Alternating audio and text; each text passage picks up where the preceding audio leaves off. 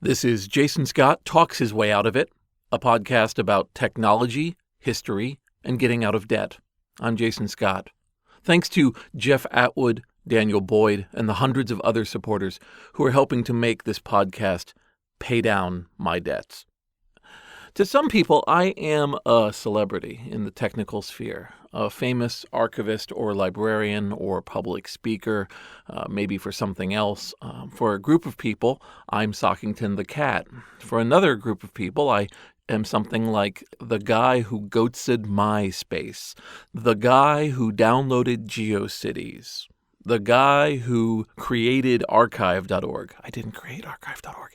And the guy who created textfiles.com.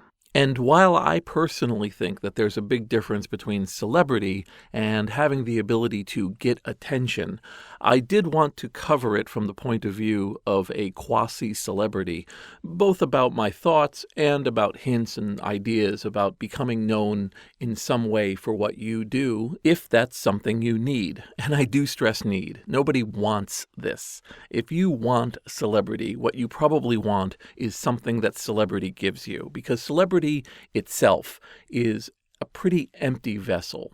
People just know who you are, but the narrative that comes with it could be completely wonderful, totally unrealistic, or be a terrible thing that you are constantly having to spend the first 10 to 15 seconds of your conversations undoing before you get to anything meaningful. And before I go too far down this road and people start to switch off from this podcast episode, let me say that I recognize that where I am in life comes from both a combination of working hard on things I care about and pure dumb luck, combined with the efforts of many others, seen and unseen, who have helped me in life. It's everything from the teachers who had a conference when I was in middle school to figure out what was going wrong with me personally and emotionally, all the way through to partners and friends who stepped in when they saw something was wrong and made my life better or gave me support, financial or emotional. Everybody is a matrix of support from others, and pretending that you're some sort of lone wolf who went out to a cabin or an abandoned warehouse and built some sort of superhero or supervillain world, that's not a realistic or real thing. And sometimes people portray that externally simply because it's easier, but it's never the case. Let me talk for a minute about real celebrity on the level of a Michael Jackson. Specifically, there's a story that I tell people when I talk about why you really don't want celebrity, and that's the story of Michael Jackson's birthday party. So Michael Jackson was a guy who had millions and millions of dollars and was known throughout the world and could have done anything with his birthday. But he let his agent kind of put something together. And the agent promised, hey, I'm going to do something really special.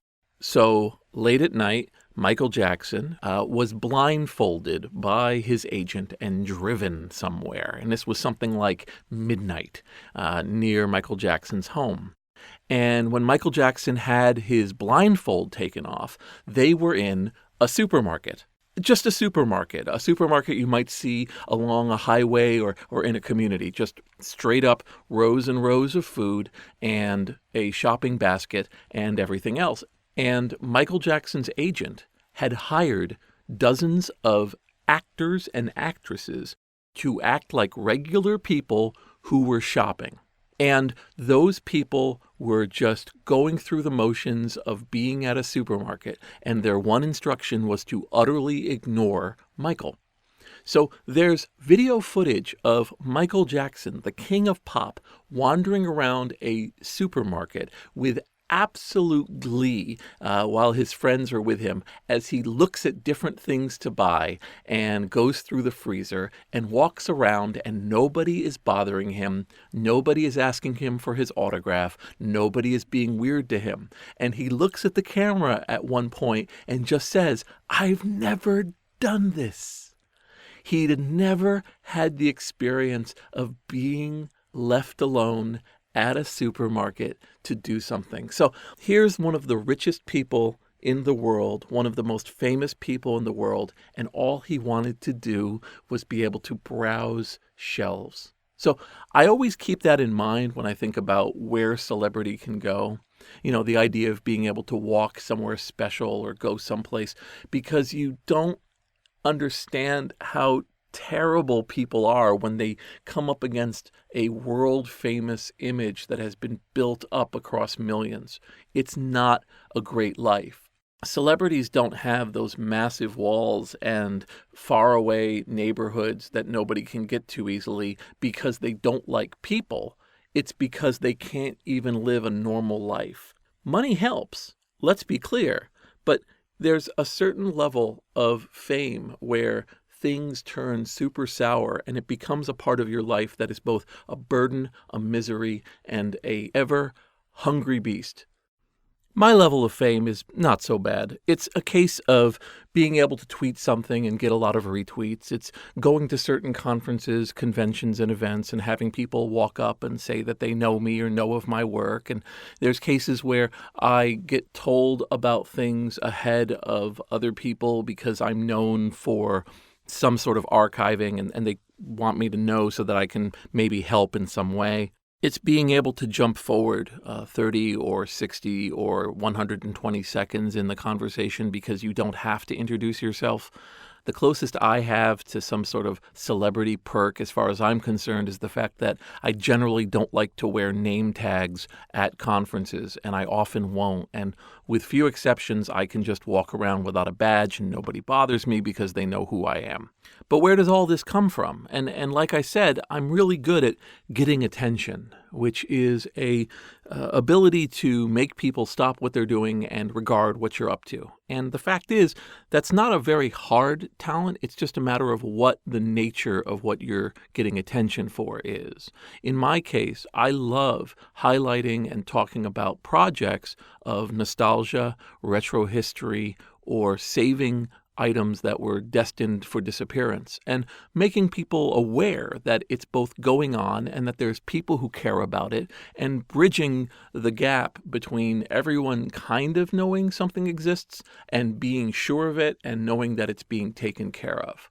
I find that I construct a lot of narratives online. People want to know about what's going on when somebody puts out a piece of news about an old computer being reissued, or a secret cache of historical materials were found, or even something as simple as a website going down and everybody realizing that there are many years of effort behind that website, and what are we going to do? This is all work that's paralleled by many others. I think of places like the Vintage Computer Federation, who I do lots of work with, or the Strong Museum of Play. I think about people like Russ Kick of the Memory Hole, or Frank Cifaldi of the Video Game History Foundation.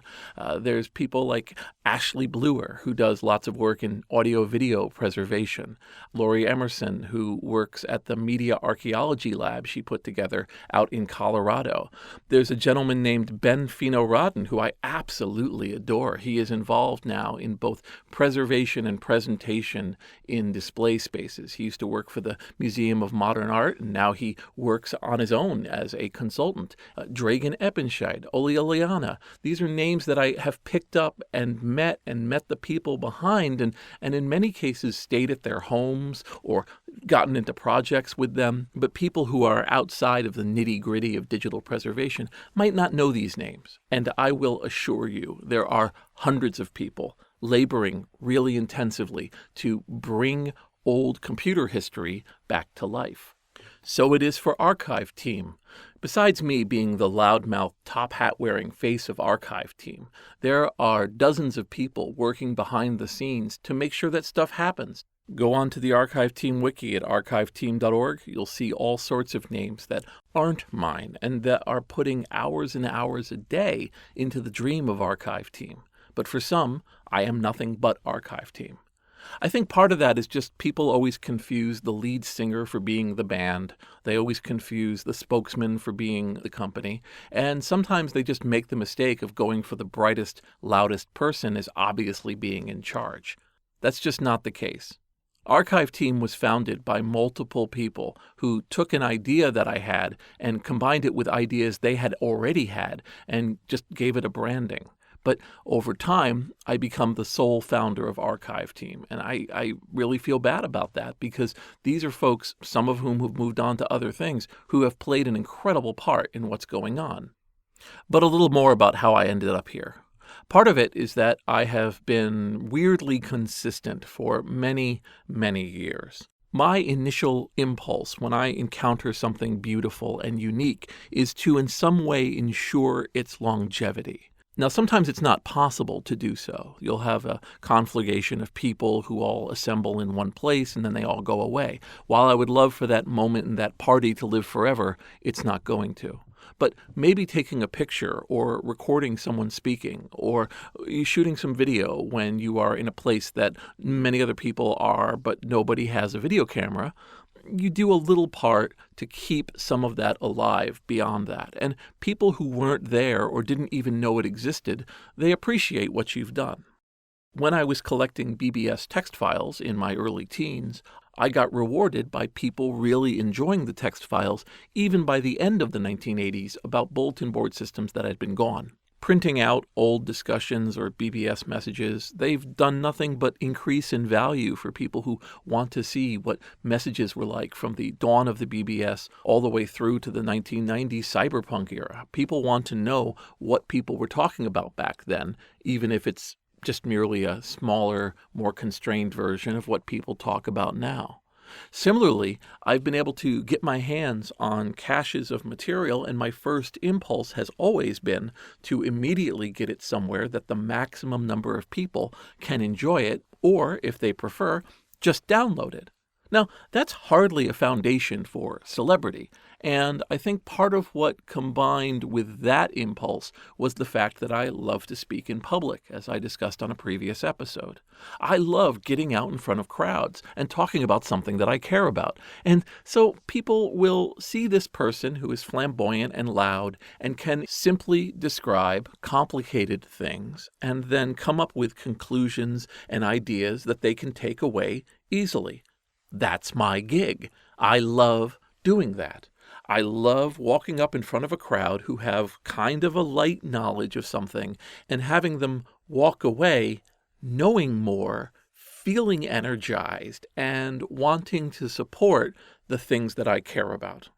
I don't expect to raise an army. I don't expect to find followers and then make them do whatever I do. I just want people to be aware of a world outside of their experience or to know more about a world that they want to experience.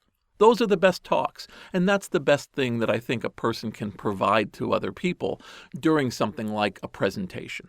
And I want an audience to feel good about the things they experience, and I want the audience to feel good about what I'm presenting to them. I like making people happy.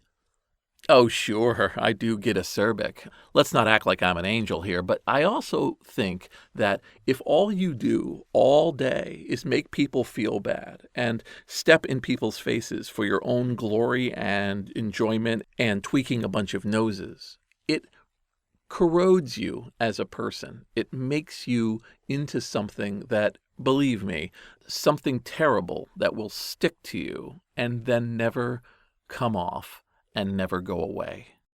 I'll tell you, I guess, my weird secrets might help you, with the caveat that it might not work at all. So the first thing is really to focus on what you are doing and what matters to you without being concerned purely about an end run to celebrity.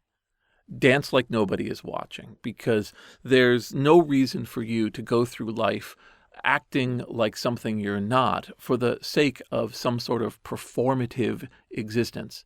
I think that it's one of those things that can just build up into your life until you don't even recognize you're not being yourself. So being who you are is incredibly important. I think that if you have goals, that working towards them without wondering if you're going to get awards or accolades or get some large follower count or whatever other metric is in your mind, I think that's one of the paths to success. Because eventually, the people who recognize you, whether it's a small audience or a worldwide one, will appreciate the honesty at which you do your project. Now, what your project is, that's maybe a question that needs to be asked too. Maybe you're somebody who likes to write, somebody who likes to make music. Maybe you're somebody who likes to compile collections of things. And one approach that may help when you're doing your thing and your project is set it up so that if when you die, someone stumbles upon it, they are impressed. They are really understanding of what you were trying to do, and they internalize it. It may sound like a weird and possibly depressing mind game, but understanding that what you're working on may not have you around to give context is actually the very nature of celebrity. I mean, people construct images of celebrities in their mind because the celebrity cannot come to their house and give them all of the ideas that they had behind whatever they're famous for. You don't get people, you get what they did, the results of their life's effort, and that's all you get to go on. Another hint from me is to let go of this illusion that everything you do will be understood and will be loved by everyone else, because I have discovered just watching some of the most universally should be loved things get trashed by a small and vocal minority who won't give up. And those folks will be there. And unfortunately, in the modern era, the landscape has flattened enough so that a person who hates things can acquire as much of a voice as somebody who adores it online.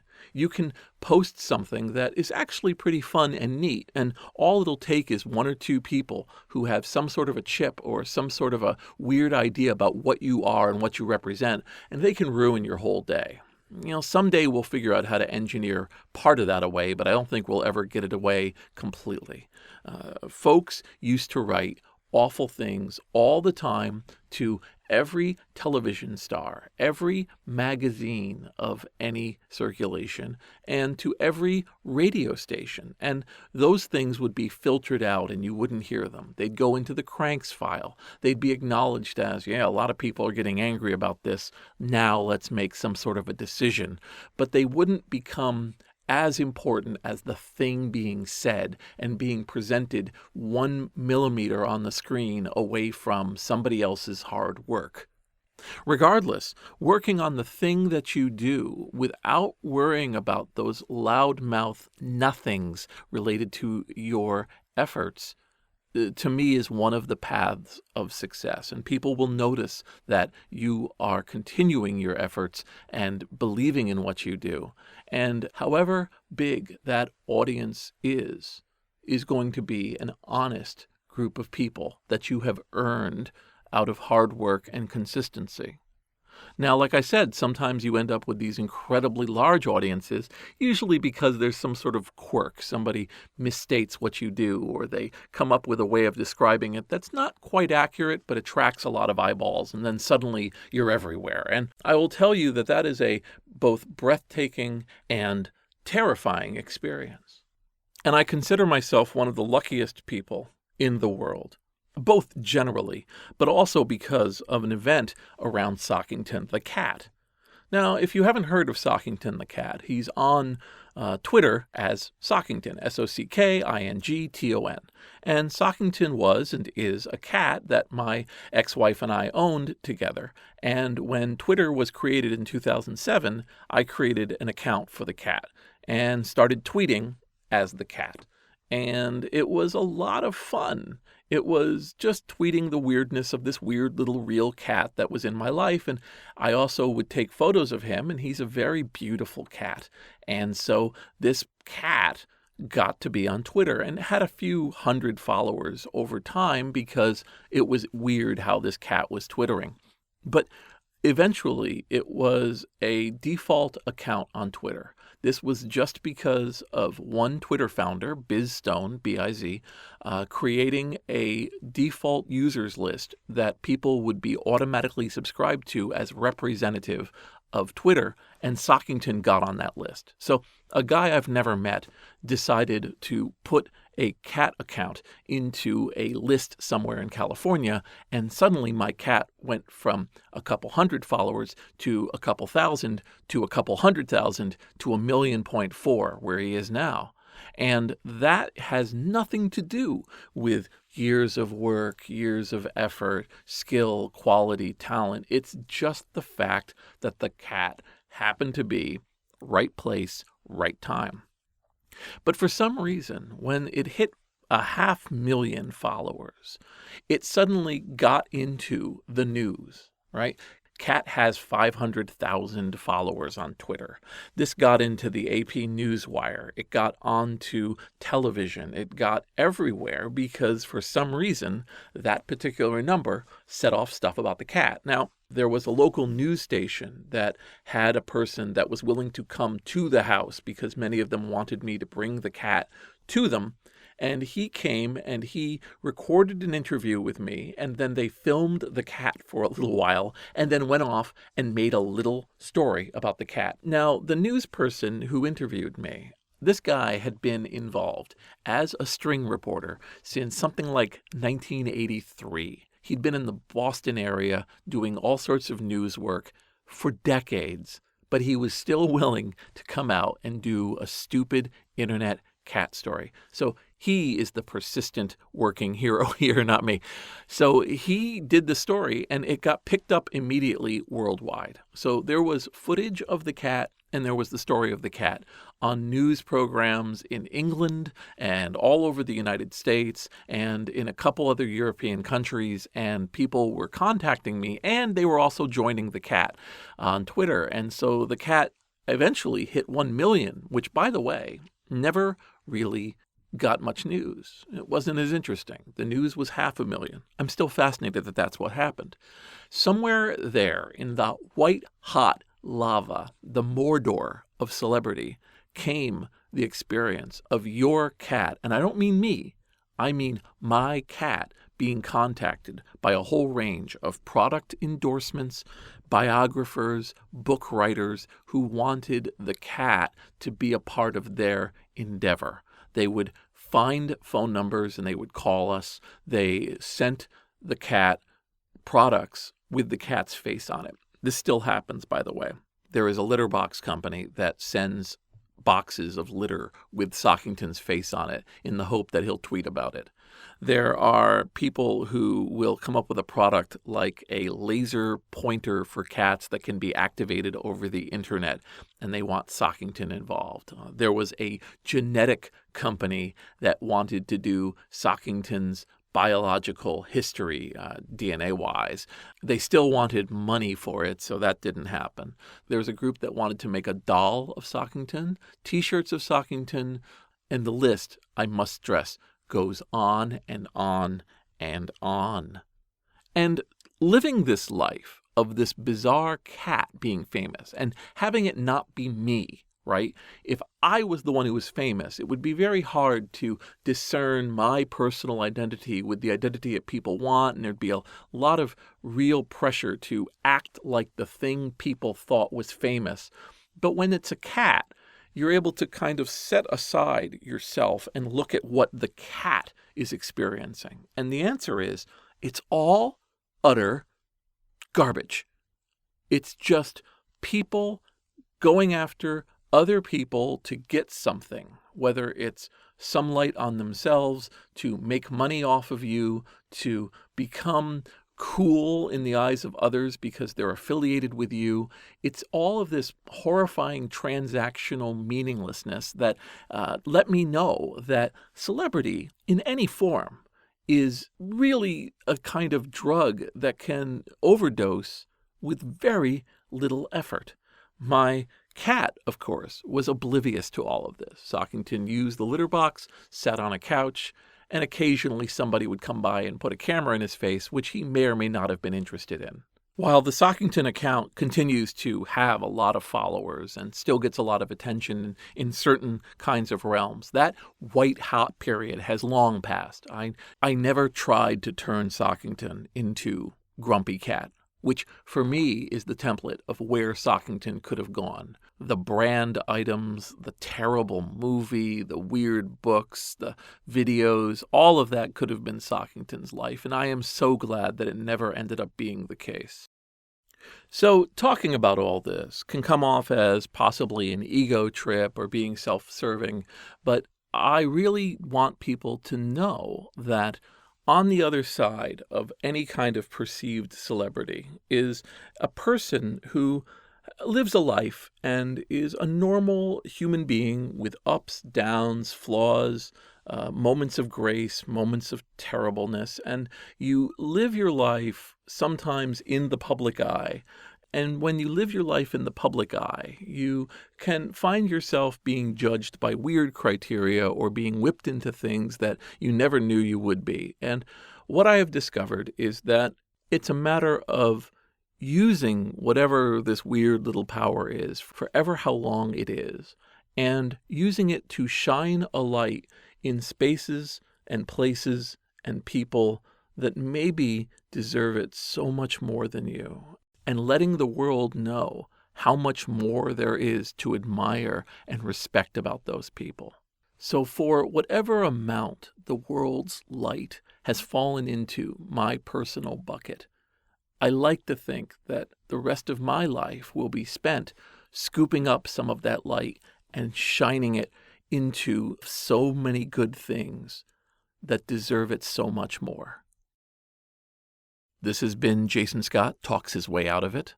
Thanks to James Bekoyanu, Sam Johnston, and the hundreds of other Patreon supporters who have made this podcast possible. As this podcast comes out, a milestone will be reached. As you know, I had a heart attack back in 2017, and I had it in Australia, which turns out to have much, much better health care in terms of cost than I would ever get in America. The kind of heart attack I had and the amount of work that was done would have easily crossed past $250,000 in America.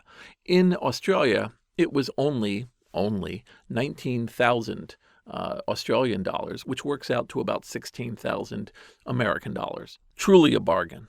I applied under my health insurance to have that paid, and the health insurance company, because it was dealing with an Australian company, super dragged its feet, and it wasn't totally paid off until this month. And so when everything was said and done, when everything was put together, it turned out that I owe 534 American dollars to this Australian hospital. And thanks to this podcast, it wasn't even a consideration for me. I'm paying it off immediately as you listen to this podcast. So as of this podcast, my medical debt to all of my different concerns, whether it was my actual doctor here and to the doctors in Australia, everybody's square. So I owe nothing for medical debt anywhere in my life. I am completely medical debt free.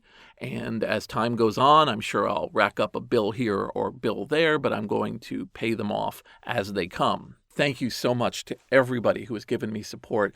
And let's hope that I don't need that level of medical care again anytime soon.